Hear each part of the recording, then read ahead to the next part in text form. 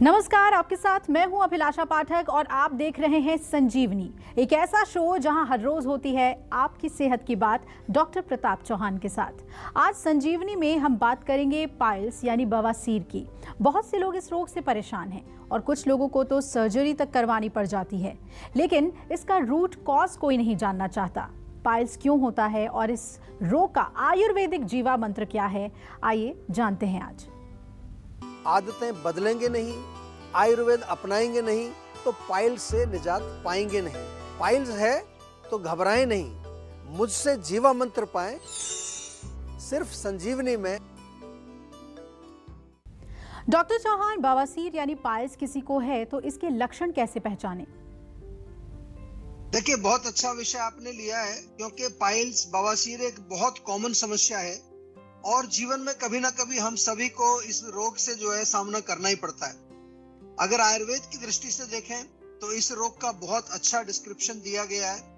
अर्श के नाम से ये रोग बताया गया और इसकी परिभाषा जो संस्कृत में लिखी है, अरिवत प्राणान हंति इति अर्श, यानी कि जो दुश्मन की तरह प्राणों को हरने वाला है, कष्ट देने वाला है, तकलीफ देने वाला है, उसको अर्श कहते हैं। दो प्रकार के पाइल्स यानी कि दो प्रकार की बवासीर आमतौर पर भी आपने सुना होगा। खूनी बवासीर जिसको ब्लीडिंग पाइल्स बोलते हैं और दूसरी है बादी बवासीर यानी कि ड्राई पाइल्स जिसको कहते हैं, सूखी बवासीर भी इसको कहा जाता है। और इसमें इसके अलावा दो तरह के और पाइल्स होते हैं। एक इंटरनल पाइल्स होते हैं जो आपका जो रेक्टल एरिया है उसके अंदर होते हैं, और एक एक्सटर्नल पाइल्स जो कि बाहर निकल जाते हैं।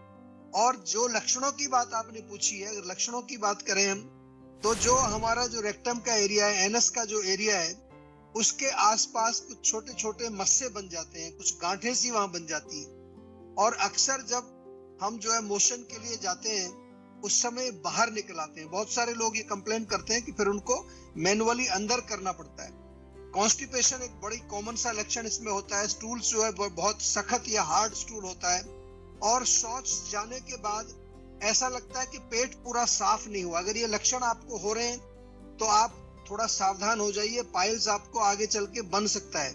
शौच के वक्त यदि खून आता है, ब्लड आता है, जब आप टॉयलेट जाते हैं, मोशन के लिए जाते हैं, अगर उसमें ब्लड आ रहा है, ब्लीडिंग हो रही है, या शौच के समय आपको बहुत पेन होता है, या जो रेक्टल एरिया है, एनल एरिया है, वहां आसपास खारिश होती है, खुजली होती है, वहां पर हल्का सूजन हो जाता है। कई बारी वहां पर जो है जब स्टूल पास करते हैं तो स्टूल पास करने में बहुत कठिनाई होती है। और कभी कभार ये भी देखा गया है कि स्टूल के साथ थोड़ा म्यूकस जिसको आम बोलते हैं, वो भी आपके स्टूल के साथ कई बारी दिखाई देता है, चिकना पदार्थ। तो ये तमाम लक्षण इसलिए हम आपको बता रहे हैं कि अगर ये लक्षण आपको हैं तो बिल्कुल इनको लाइटली मत लीजिए, हल्के में मत लीजिए। बेशक अभी आपको पाइल्स नहीं भी बने तो हो सकता है आगे चल के पाइल्स बन भी जाए, लेकिन आपको घबराना नहीं है। आयुर्वेद आपके साथ है, जीवा आपके साथ है, और आज इस विषय पर थोड़ा विस्तार से आपको समझाएंगे कि किस तरह से पाइल्स को आप आयुर्वेद के माध्यम से उनका उपचार कर सकते हैं और उनको ठीक कर सकते हैं। क्या पानी भी संभल कर पीना जरूरी है? बताएंगे सेहत की संजीवनी में डॉक्टर प्रताप चौहान अब से थोड़ी ही देर के बाद। डॉक्टर चौहान, ये बताएं कि बवासीर किन कारणों से होती है और क्या बवासीर और भगंदर एक ही है? देखिए, ये भी अच्छा प्रश्न आपने पूछा है। बवासीर और भगंदर अलग अलग रोग हैं। बवासीर यानी कि पाइल्स में क्या होता है, वहां पर आपको हेमोरॉइड्स, मस्से जिसको कहते हैं, मस्से बन जाते हैं। इंटरनल भी बन सकते हैं, एक्सटर्नल भी बन सकते हैं। लेकिन जो भगंदर होता है, जिसको फिस्टुला कहा जाता है आम भाषा में, इसमें बहुत अंदर के लेवल पर एक जख्म बन जाता है, एक एब्सस या फोड़ा टाइप का वहां बन जाता है, और उसमें से एक रास्ता बनता है जो कि हमारे एनल कैनाल यानी कि रेक्टल एरिया में वहां आकर के वो खुलता है। तो उसमें से थोड़ा थोड़ा पानी जैसा कुछ रिश्ता रहता है, कभी कभार उसमें से पस जो है निकलता रहता है, और काफी दर्द वहां होता है, पेन काफी होता है। तो कारणों की बात यदि करें कि पाइल्स के कारण क्या है, वो थोड़ा आपको मैं थोड़ा विस्तार से समझाता हूँ। सबसे पहले तो पाइल्स तीनों दोषों के कारण हो सकते हैं। आयुर्वेद में हम मूल कारण की जब बात करते हैं तो वात, पित्त और कफ, तीनों दोषों की बात करते हैं। जो खूनी बवासीर होती है उसमें आमतौर पर पित्त का प्रकोप होता है, और जो बादी बवासीर होती है, ड्राई पाइल्स जो होते हैं जिसमें ब्लीडिंग नहीं होती है, वहां पर आमतौर से वात और कफ का प्रकोप मिलता है। और इसके साथ साथ जो है, अगर कॉन्स्टिपेशन आपको रहती है, कब्ज होती है, पेट पूरा साफ नहीं होता है, तो ये एक बहुत बड़ा कारण बनता है। खास तौर से यदि आप मोशन के समय थोड़ा स्ट्रेन करते हैं, यानी कि जोर लगाते हैं, जोर कभी नहीं लगाना चाहिए, उससे भी वहां स्वेलिंग आ जाती है, फिशर भी बन जाता है उससे केवल। और यदि आप अधिक देर तक खड़े रहते हैं, अगर आप ऐसा कुछ काम करते हैं जहाँ खड़े रहना पड़ता है, या आपको साइकिल बहुत चलानी पड़ती है रोज, या आजकल बाइक चलाते हैं लोग, मोटरसाइकिल जो उसको भी काफी लंबे समय तक आप चलाते हैं, दिन भर कोई आपका ट्रेवलिंग का काम है। पुराने समय में लिखा है कि घोड़े की सवारी जो लोग करते थे, आजकल का घोड़ा तो मोटरसाइकिल ही है हमारा। और अधिक वजन उठाने का यदि आप काम करते हैं, बहुत ज्यादा कई लोग वेट ट्रेनिंग वगैरह कर रहे होते हैं, सेडेंट्री लाइफस्टाइल यदि आपको हो, मोटापा है और पानी कम पीते हैं यदि आप, डिहाइड्रेशन के कारण भी पाइल्स आपको हो सकते हैं। तो इसको बिल्कुल नेग्लेक्ट नहीं करना है। खास तौर से पेट के कोई भी रोग हो, आम बनता हो आपको, या पेट में अपच हो, गैस बनती हो, पेट साफ नहीं होता है, या अधिक मिर्च मसालेदार खाना आप खाते हैं, जो लोग काफी तीखा भोजन खाते हैं, पित्तवर्धक भोजन खाते हैं, खास तौर से उनको ब्लीडिंग शुरू हो जाती है और पाइल्स में स्वेलिंग आ जाती है। और अगर मेंटल टेंशन आपको कुछ है, मानसिक तनाव है, या बहुत ज्यादा स्ट्रेस चल रहा है, उसके कारण भी आपको पाइल्स हो सकते हैं। तो मैंने विस्तार से आपको कारणों का जिक्र किया है, क्योंकि हम आयुर्वेद में हमेशा कहते हैं कि यदि रोग का निवारण करना है तो कारण को समझिए पहले, और कारण को समझ में जब आपको आ जाएगा तो फिर उसका निवारण बड़ा आसान हो जाता है। और यही काम हम जीवा में करते हैं। डॉक्टर चौहान, अगर बवासीर है तो क्या लाइफस्टाइल करेक्शंस और खानपान में भी बदलाव करना चाहिए?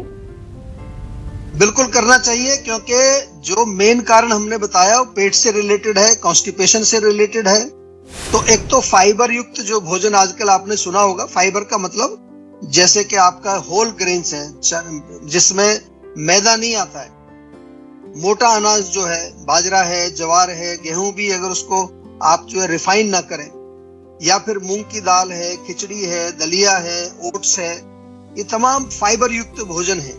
सलाद भी आप खा सकते हैं, हरी सब्जियां जितनी पत्ते वाली हैं, मेथी, बथुआ, पालक, या फिर फ्लैक्स सीड आपने सुना होगा, अलसी के बीज आसानी से अवेलेबल हैं, उनको थोड़ा कूट करके रख लीजिए, वो आप दाल, चावल, सब्जी जैसे या पानी के साथ भी ले सकते हैं।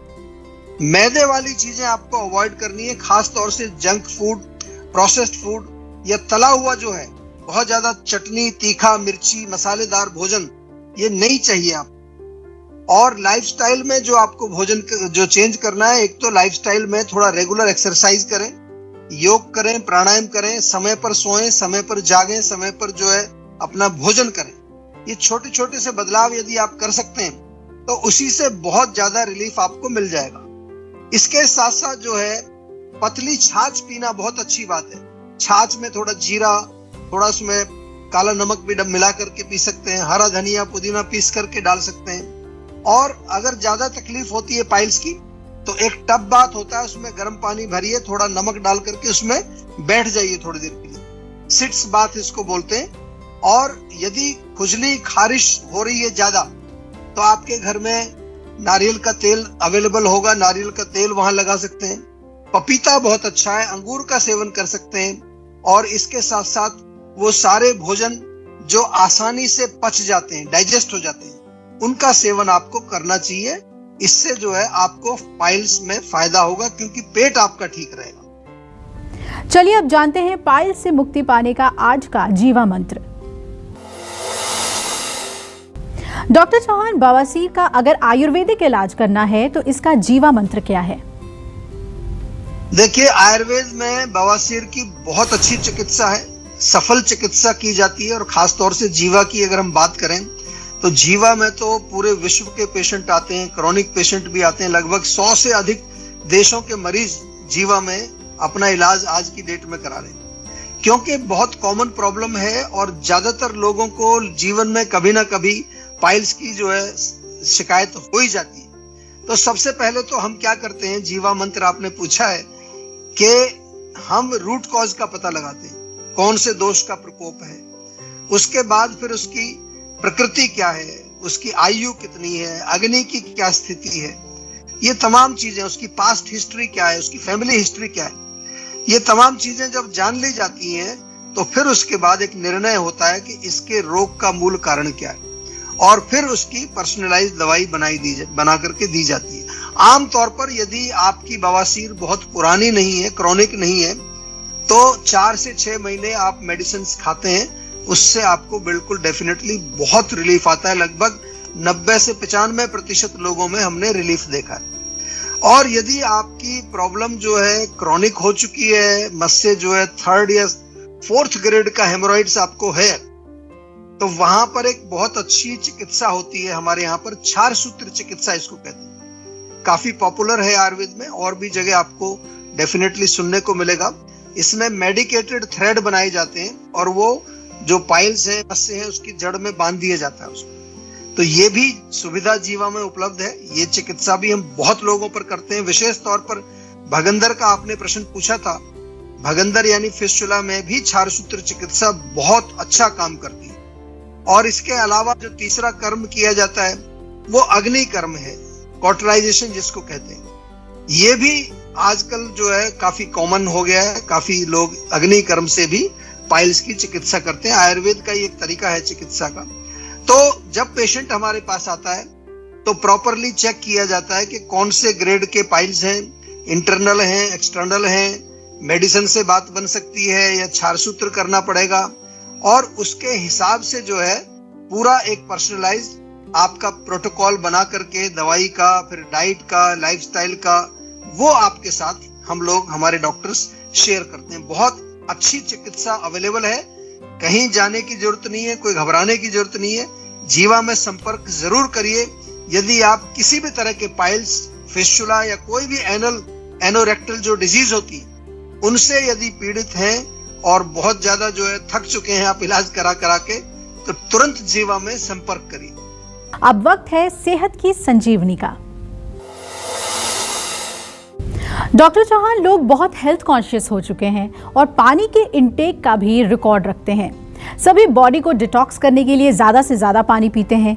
क्या ये करना सही है? पानी पीने से जुड़ी वो कौन सी गलतियां हैं जो हमारी सेहत पर भारी पड़ सकती हैं, ये हमें जरूर बताएं। देखिए, आयुर्वेद में बहुत स्पष्ट लिखा है कि हर चीज की एक मात्रा होनी चाहिए, प्रॉपर जो एक क्वांटिटी होती है। यदि पानी भी आप अधिक मात्रा में पीते हैं तो पानी क्योंकि हमारी अग्नि को बुझा देगा अंदर जाकर के, सरल भाषा में मैं समझा रहा हूं, तो उससे आपकी अग्नि मंद होगी, इनडाइजेशन हो जाएगा, आम बनेगा, और आम जो है बहुत सारी रोगों का निर्माण करता है। तो सुबह उठ करके जो पानी पीते हैं लोग, उनसे मेरा निवेदन है कि मैक्सिमम 2 कप पानी से ज्यादा ना पिए, और हो सके तो गुनगुना पानी पिए। और पूरे दिन भर में 24 घंटे में 2 लीटर पानी काफी होता है। आयुर्वेद में लिखा है कि जब आपको प्यास लगती है तब आप थोड़ा थोड़ा पानी करके पिए। भोजन से 1 घंटा पहले और भोजन के 1 घंटे बाद पानी नहीं पीना है, लेकिन जब आप खाना खा रहे हैं उस समय थोड़ा थोड़ा पानी आप पी सकते हैं। वो भी गुनगुना पानी रहेगा तो ज्यादा अच्छा रहेगा। तो इसलिए मैं सभी लोगों से एक निवेदन करता हूं, खासतौर से वो लोग जो दिन भर पानी पीते रहते हैं, 5-6 लीटर पानी पी जाते हैं, किडनी पर बहुत ज्यादा जो है ओवरलोड हो जाता है और हमारी अग्नि भी उससे मंद हो जाती है। तो उचित मात्रा में पानी पिए, प्यास के अनुसार पानी पिए, और हो सके तो गुनगुना पानी पिए। सर्दी के मौसम में तो गुनगुना पानी पीना ही चाहिए। गर्मी में भी बहुत ज्यादा ठंडा पानी नहीं पीना है जिसमें बर्फ डली होती है, चिल्ड वाटर नहीं पीना है, क्योंकि वो भी जो है इंडाइजेशन पैदा करता है और कफ बनाता है। डॉक्टर चौहान, सेहत से जुड़ी हुई बेहद अहम जानकारियां आज आपने हमारे दर्शकों को दी, इसके लिए आपका बहुत बहुत धन्यवाद। थैंक यू जी। सेहत बनानी है तो सेहत का नंबर मिलाएं और अपनी कॉल रजिस्टर कराएं। जीवा सेहत का नंबर है 0129404004। अगर सेहत से जुड़े आपके मन में कोई सवाल हैं तो ईमेल करें। जीवा की ईमेल आईडी है info@jiva.com। आप फेसबुक के जरिए भी जीवा से जुड़ सकते हैं। जीवा की फेसबुक आईडी है www.facebook.com/जीवा आयुर्वेदा, और YouTube पर जीवा शोज देखना ना भूलें, और आज ही जीवा का YouTube चैनल सब्सक्राइब करें जो है www.youtube.com/जीवा आयुर्वेदा। सेहतमंद रहने के लिए आयुर्वेद से जुड़ना, अच्छा खाना, अच्छा सोचना और हर रोज संजीवनी देखना बेहद जरूरी है। कल फिर होगी सेहत की बात डॉक्टर प्रताप चौहान के साथ। तब तक दीजिए इजाजत। नमस्कार।